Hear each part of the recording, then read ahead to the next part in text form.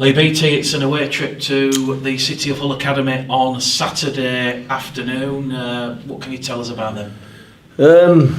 Not that lot, to be honest, Mick. This stage, they come out as when the players at Dudley Hill, they were very strong. With likes of Cameron Scott, who's played Super League since. Will Oakes also, Kiar is featured in there.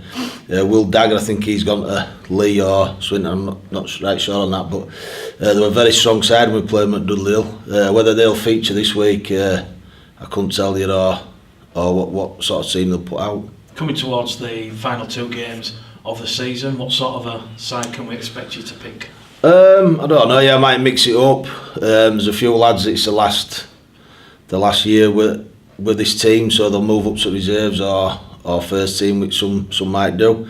So I don't know yet. We're going to talk to Mark this afternoon, probably have a sieve through, might bring some young ones through, or maybe stick with some of them old ones just so they finish season together. Well, it's often said at this point in the season, players carrying a few injuries due to the amount of games, so a chance to potentially change things, freshen things up with the playoffs out of reach. Yeah, we're pretty healthy, to be fair.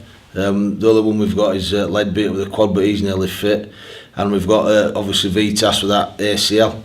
So we're pretty healthy. To be honest, you do get the lads carrying little knocks and niggly knocks, but most of them are healthy, so we've got a pretty big squad to pick from. It was the Yorkshire versus Lancashire Origin match on Sunday. Rowan Milnes, Oliver Wilson, Keelan Foster all featured.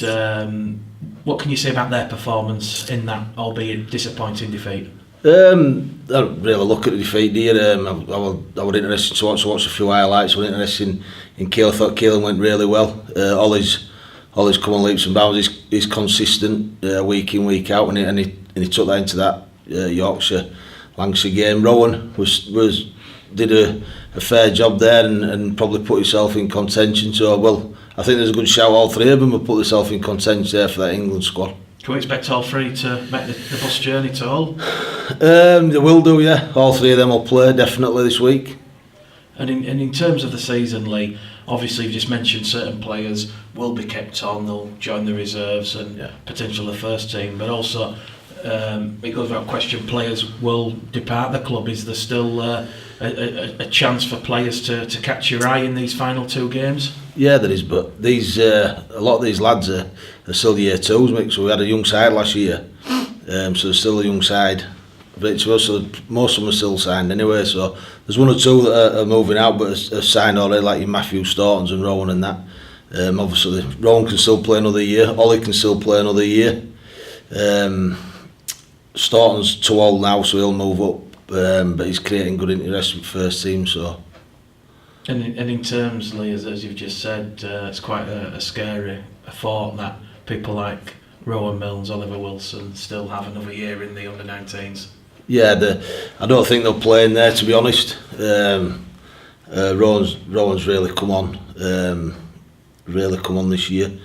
He's developed so much from last year and he's really kicked on. I think he's got a bright future just if he carries on working hard and if he kicks on in the rate he's kicking on, same with Ollie Wilson, Keelan, they've got big futures, I think.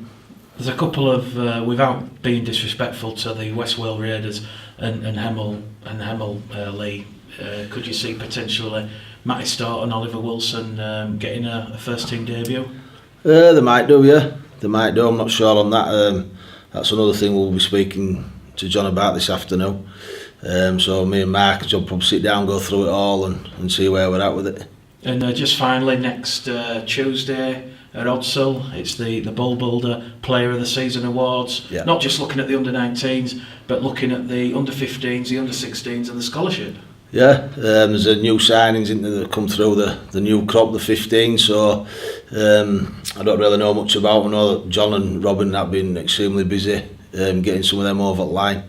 And I've heard there's a lot of great talent in there as well, so it's another exciting crop. The 16s, they'll be coming in shortly, I think, with Mark again, so they'll be working, they'll start cracking on again, and we'll see where them take us in. Hopefully these will step up now with me. They've done really well in this sort of elite development thing we've been doing with them.